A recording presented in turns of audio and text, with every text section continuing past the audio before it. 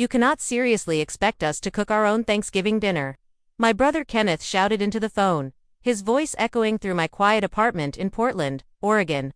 I held the receiver away from my ear as his wife, Patricia, snatched it from him. "Juliana, this is ridiculous.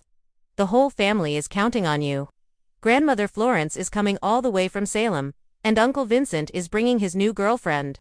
You can't just abandon us 3 days before Thanksgiving." I took a deep breath, glancing around my peaceful kitchen space that, for once, wasn't covered in flour and turkey drippings during the holiday season. "I'm not abandoning anyone. I'm simply choosing not to spend my Thanksgivings away in a kitchen while everyone else enjoys themselves. My name is Juliana Hayes, and I'm 42 years old. For nearly 20 years, I've been the unofficial and unpaid holiday chef for my entire extended family. While everyone else gathered in the living room, sharing stories and taking photos by the fireplace, I stood alone in the kitchen preparing elaborate feasts for 15 to 20 people. This year, I decided enough was enough.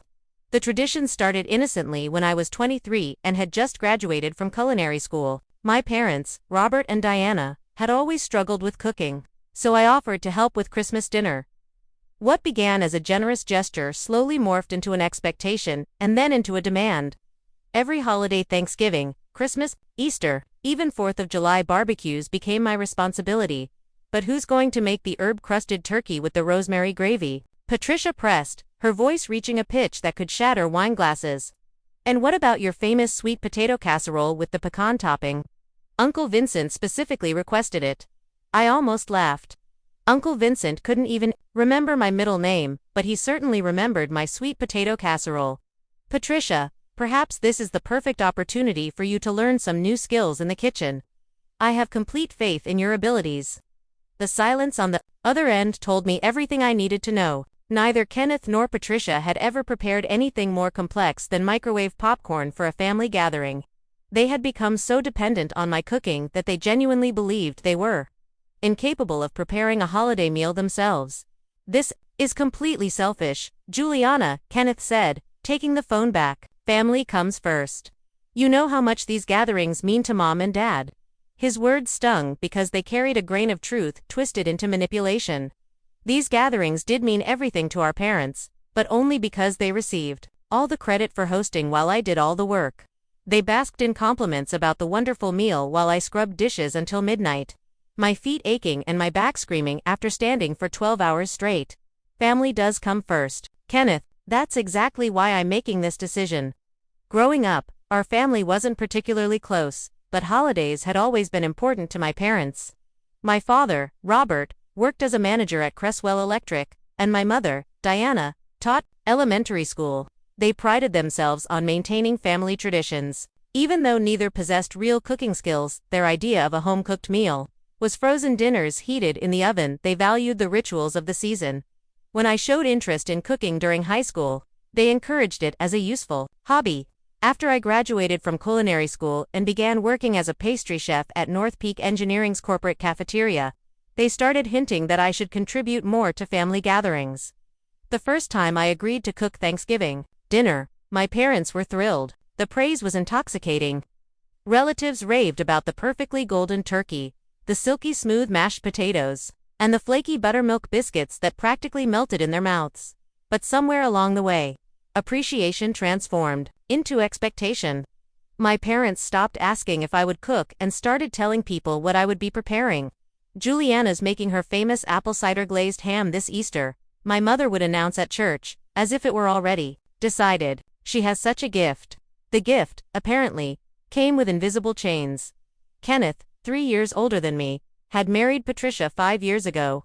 She was a marketing coordinator who considered herself quite sophisticated, often reminiscing about her college sorority days and boasting of her extensive knowledge of wine pairings. However, her culinary expertise extended only as far as making reservations at trendy restaurants. Kenneth worked in sales and spent most family gatherings bragging about his latest commission checks and showing off photos from his recent vacation to Hawaii. My sister Patricia, yes, I had both a sister and a sister-in-law with the same name, which created endless confusion at family events. Was 2 years younger than me and worked as a dental hygienist. She had never shown any interest in cooking and seemed genuinely baffled by the concept of following a recipe. She would wander into the kitchen during my marathon cooking sessions, taste something, and offer unhelpful commentary like needs more flavor, before disappearing back to the party. The breaking point came last Christmas, when I spent 18 hours preparing a feast for 22 people. I had started cooking at dawn, making homemade dinner rolls, a herb-crusted prime rib, roasted vegetables with balsamic glaze, 3 different desserts, and countless side dishes. While I worked, I could hear laughter and conversation from the living room, the clink of champagne glasses, and the clicks of cameras as everyone posed for family photos. When dinner was finally served, Uncle Vincent stood to make a toast. "To Robert and Diana," he said, raising his glass, "for always hosting such magnificent holiday celebrations. You two really know how to bring the family together." I stood in the kitchen doorway, my apron stained with gravy, and my hands raw from washing dishes, watching my parents accept praise for my work. That was the moment I realized I wasn't a family member at these gatherings. I was unpaid kitchen staff.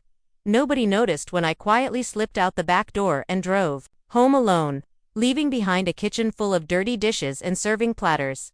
The months following that Christmas revelation were eye-opening. I began paying closer attention to how my family interacted with me outside of the holidays. Kenneth called me exactly twice, once to ask if I had a good recipe for chicken Parmesan because Patricia wanted to impress her book club, and once to inform me that they had volunteered me to cater their neighbor's birthday party. He seemed genuinely confused when I declined. My parents contacted me primarily to discuss upcoming holiday menus. My mother would call in early October to go over Thanksgiving preparations, always phrasing her requests as questions while making it clear that no wasn't an acceptable answer. "You'll do your usual turkey with all the fixings, won't you, sweetheart? Everyone looks forward to it so much." I began keeping track of the financial cost of these holiday extravaganzas.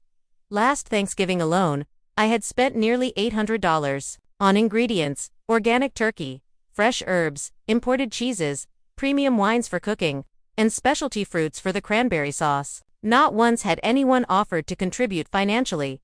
When I mentioned the cost to my father, he laughed and said, "Well, you do eat the food too, Juliana.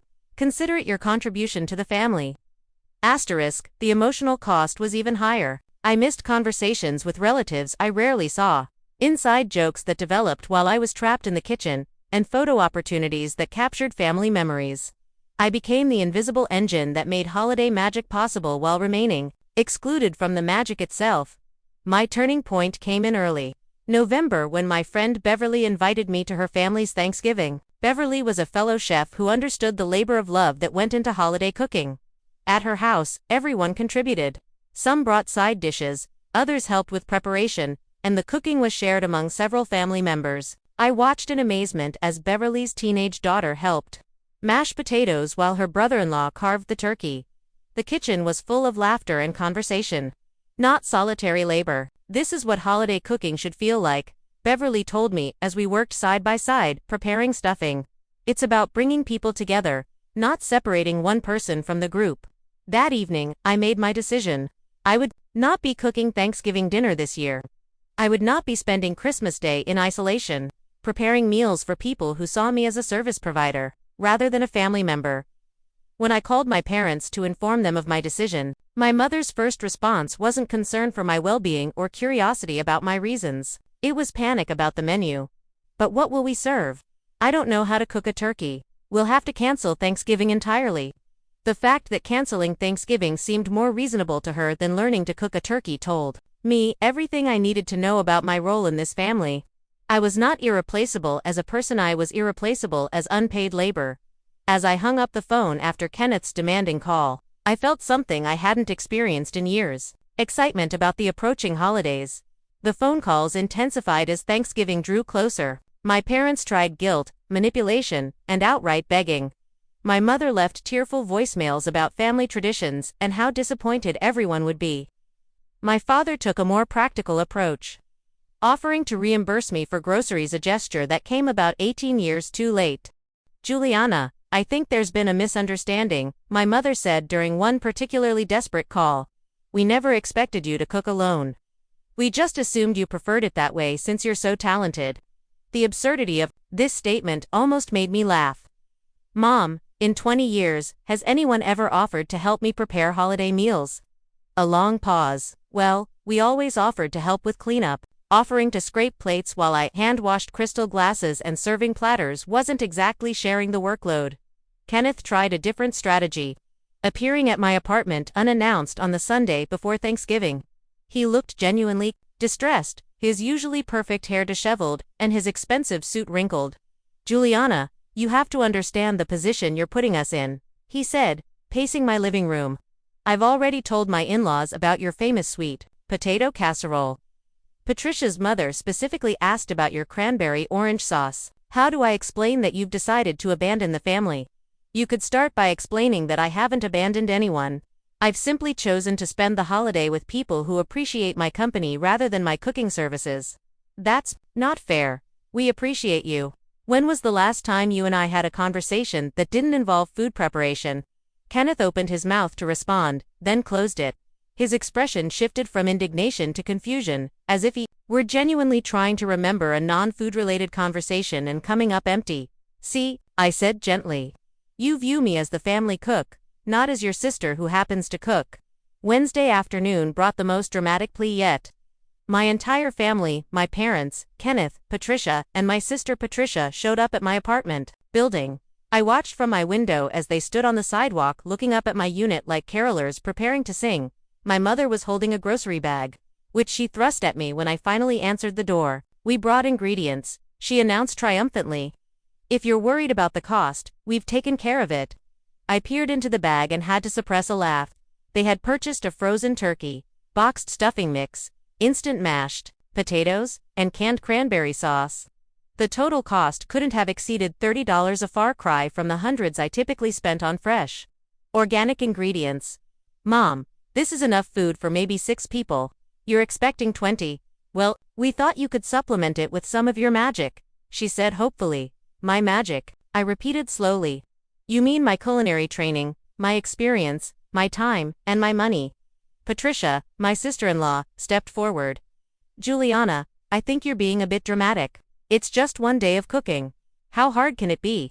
This was the moment I realized they truly didn't understand what went into their holiday meals. They saw only the final result, perfectly plated dishes appearing on schedule, but they had no comprehension of the planning, shopping, preparation, and execution required.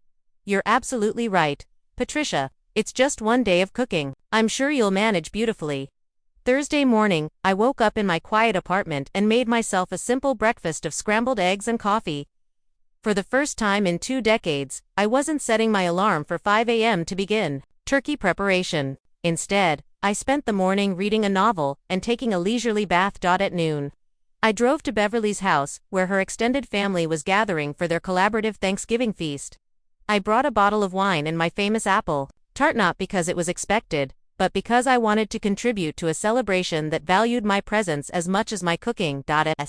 I sat around Beverly's table, engaging in actual conversation and enjoying food I hadn't spent the entire day preparing alone. My phone began buzzing with increasingly frantic messages from my family. The first text arrived at 1:30 p.m. from Kenneth. "The turkey isn't defrosting fast enough. How long did you usually defrost it?" I deleted the message without responding. At 2:15 p.m., Patricia, my sister, called. "Juliana, the oven temperature isn't making sense.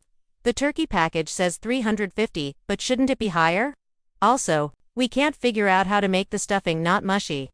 I let it go to voicemail. By 3 p.m., the messages were arriving every few minutes: photos of a still frozen turkey, panicked texts about side dish timing, a voice message from my father asking if I knew where my mother kept the good cooking thermometer because the turkey still looked kind of pink. Beverly noticed my phone buzzing constantly. "Family emergency?" she asked with concern. "Family education," I replied, switching my phone to silent at Beverly's table. I was having the most relaxing Thanksgiving in years. Her family included me in conversations about travel, books, and current events. Nobody asked me about recipes or kitchen techniques. I was simply Juliana, the interesting woman who worked in culinary arts, not Juliana, the holiday meal production machine. When Beverly's nephew asked about my job, I found myself describing the creative aspects of menu development and the satisfaction of teaching cooking classes. I realized I hadn't spoken about the intellectual and artistic sides of my career in years. My family only saw me as a source of holiday labor, not as a professional with expertise and passion. Meanwhile, 20 miles away in Beaverton, my family was discovering what Thanksgiving preparation actually entailed. Based on the messages I wasn't reading, their carefully orchestrated holiday was collapsing into chaos. At 4 p.m., I received a call from Uncle Vincent. "Juliana, your mother is crying in the kitchen. Something about the turkey being raw and the potatoes being lumpy. Patricia, your sister, burned the green bean casserole. Your brother is on the phone trying to find a restaurant that's still open. Can you please come help us?" Uncle Vincent, I'm spending Thanksgiving with friends who appreciate my company. I hope you all figure out a solution that works for everyone. But we don't know how to cook. You were supposed to handle the food. There it was, the truth. They had been dancing around for months. I wasn't invited to family gatherings as a loved relative. I was expected to handle the food while they enjoyed themselves. Uncle Vincent, there are literally thousands of cooking tutorials online. I have complete confidence in the family's ability to figure it out. At 5:30 p.m., I got a text from my mother with a photo of what appeared to be a very sad, very raw turkey, surrounded by various failed side dishes. The caption read, "Please come help us. The family is hungry, and nothing is working." I showed the photo to Beverly, who winced sympathetically. "That's definitely not ready to eat. Are you sure you don't want to go help them?" "I've helped them for 20 years, I said. If they'd paid attention during any of those years, they'd know how to handle this. The final message of the day came at 7 p.m. from Kenneth. "We ordered pizza. Everyone went home early. Thanks for ruining Thanksgiving, Juliana. Mom and Dad are devastated." I stared at that message for a long time. The accusation that I had ruined Thanksgiving by declining to work for free was exactly the kind of manipulation I expected. They couldn't conceive that their own lack of preparation and unrealistic expectations had created the disaster. That evening, as I helped Beverly's family clean up from a meal we had all prepared and enjoyed together, I felt lighter than I had in years. This was what holidays were supposed to feel like: shared celebration, not solitary labor. The aftermath of Thanksgiving was swift and illuminating. My mother called Friday morning, her voice heavy from what I assumed was a night of crying. "Juliana, I need you to understand how humiliated we were yesterday. Uncle Vincent's girlfriend had heard so much about our wonderful holiday meals, and instead, she saw us serving pizza from boxers. Grandmother Florence kept asking where you were, and we had to explain that you'd abandoned the family." "Mom, I didn't abandon anyone. I chose to spend the holiday with people who value me as a person, not as unpaid kitchen staff. That's not how we see you." "Then why, in 20 years, has no one ever learned to cook a basic holiday meal? Why has no one ever offered to take over hosting duties? Why do you call my cooking contributions helping out when I literally do everything?" Silence. "I think we need to talk about Christmas," my mother said finally, her tone shifting into negotiation mode. "Maybe we could hire a caterer this year, and you could just come as a guest." The fact that hiring strangers seemed more reasonable than learning to cook themselves spoke volumes about how they viewed my past contributions. 20 years of my labor had been so completely taken for granted that they'd rather pay professionals than develop basic life skills. "Mom, I've already made Christmas plans. I'm spending the holiday with Beverly's family again." The phone call ended abruptly. Over the weekend, I heard through mutual friends that my family's Thanksgiving disaster had become neighborhood gossip. Apparently, the pizza delivery driver had arrived to find 20 confused adults standing around a raw turkey. And the story spread quickly through their social circle. Kenneth's wife, Patricia, my sister-in-law, called on Sunday with a new strategy. "Juliana, I want to apologize for how we've taken your cooking for granted. I never realized how much work went into those meals. Would you consider teaching me some basic techniques before Christmas?" This was the first acknowledgement I'd ever received that my holiday contributions required skill and effort. It was also the first time anyone had expressed interest in learning rather than simply expecting me to provide. "Patricia, I appreciate the apology, but I think this is something the whole family needs to work through together. I can't be your only backup plan for holiday hosting. What if we all took cooking classes as a family?" The image of my entire family in matching aprons, learning knife skills together, was almost amusing enough to make me reconsider. "Almost. I think that's a wonderful idea for all of you. I hope you follow through with it." December passed peacefully. I worked on developing new recipes for the spring menu at North Peak Engineering, and took a weekend trip to the coast with Beverly. For the first time in years, I approached Christmas without dread. No extensive shopping lists, no marathon cooking sessions, no aching feet and raw hands. My family made several more attempts to guilt me into resuming my holiday duties. They sent cards emphasizing how much I was missed, though, notably. These cards focused on missing my special touch in the kitchen rather than missing my presence or conversation. On December 20th, my sister Patricia called with their final offer. What if we paid you to cater Christmas dinner? We could hire you professionally. The fact that they would rather pay me as hired help than include me as an equal family member was the final confirmation I needed. I wasn't a daughter and sister who cooked. I was a cook who happened to be related to them. Patricia, I'm not available for catering jobs during the holidays. I'm spending Christmas with my chosen family. Christmas morning arrived with unprecedented tranquility. I woke naturally around 8 a.m., instead of being jolted awake by pre-dawn alarms for turkey preparation. Beverly had invited me to Christmas brunch with her family, but the gathering wouldn't start until 11 a.m., a civilized hour that allowed for coffee, newspaper reading, and actual relaxation. As I sipped my coffee and watched snow fall gently outside my Portland apartment, my phone began its familiar holiday buzzing. But this time, instead of feeling obligated to respond, I felt empowered by my choice to ignore the chaos. The first call came from my mother at 9:30 a.m. Juliana, please. We need your help. We tried to follow some online recipes, but nothing is turning out right. The ham glaze looks like soup, and the rolls are flat as pancakes.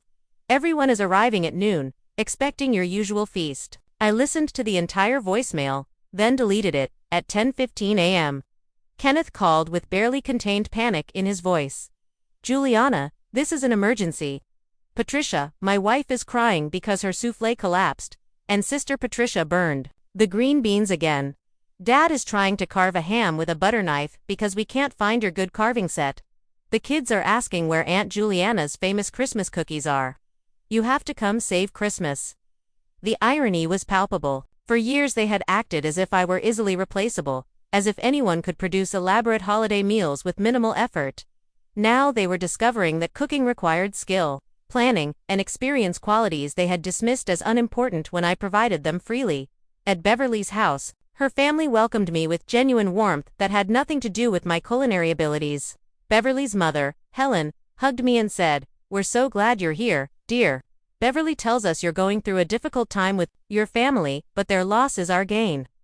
This was what family felt like: people who were happy to see you walk through the door, not people who were only interested in what you could produce in their kitchen. As we prepared brunch together, Helen asked about my work, my hobbies, my thoughts on a book she had recently read. Nobody asked me to solve their cooking problems or produce miracle meals on demand. By afternoon, the messages from my family had taken on an increasingly desperate tone. Photos arrived showing disasters that would have been comical if they weren't so telling: a ham covered in what appeared to be burnt honey and clumps of brown sugar, dinner rolls that looked like hockey pucks, and a turkey that was simultaneously overcooked on the outside and raw in the center. But the most revealing message came from Uncle Vincent at 2 p.m. Juliana, your family is falling apart without you. Your mother is having what I think might be a panic attack.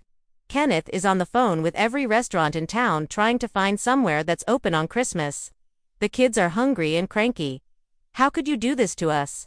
That message crystallized everything wrong with my family's perspective. The disaster unfolding in their kitchen wasn't something I was doing to them. It was the natural consequence of their own choices and assumptions. For 2 decades, they had chosen not to learn basic cooking skills because they assumed I would always be available to handle everything. They had chosen to treat me as higher ed help rather than including me as an equal family member. My absence wasn't the problem. Their complete dependence on my unpaid labor was the problem. At 3 p.m., I received a group text with a photo of my entire family sitting around the dining room table eating what appeared to be sandwiches and potato chips from paper plates. The elegant Christmas china sat unused on the sideboard because they had no worthy meal to serve on it. Beverly found me looking at this photo and gently took my phone away. "They're learning an important lesson," she said. "Sometimes people need to experience consequences before they can understand the value of what they've taken for granted." She was right. This wasn't revenge, it was education. My family was finally discovering what Christmas preparation actually required. And more importantly, they were learning what they had lost when they chose to treat me as a service provider rather than a beloved family member. The aftermath of that Christmas disaster created ripple effects that extended far beyond one ruined holiday meal. Robert and Diana faced months of social embarrassment as word spread through their church and neighborhood about their complete inability to host even a basic family gathering without their daughter's unpaid labor. Their reputation as gracious hosts built entirely on my unacknowledged work crumbled when friends and extended family witnessed them serving peanut butter sandwiches on Christmas Day. Kenneth and Patricia lost significant credibility when their own children began asking uncomfortable questions about why they had never learned to cook and why they had expected Aunt Juliana to work alone in the kitchen during every family celebration. Uncle Vincent and other relatives started declining invitations to future gatherings, knowing that the elaborate meals they had enjoyed for years were no longer guaranteed. The family's holiday traditions permanently changed as they struggled with basic cooking tasks they had once taken for granted, while their social standing suffered when people learned they had treated their own daughter and sister as unpaid kitchen staff, rather than appreciating her generous contributions as acts of love.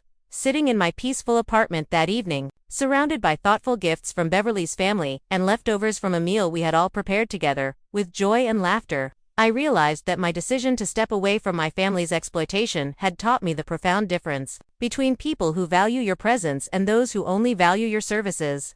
And that sometimes the most generous gift we can give ourselves is the freedom to choose how we spend our precious time with people who truly cherish us.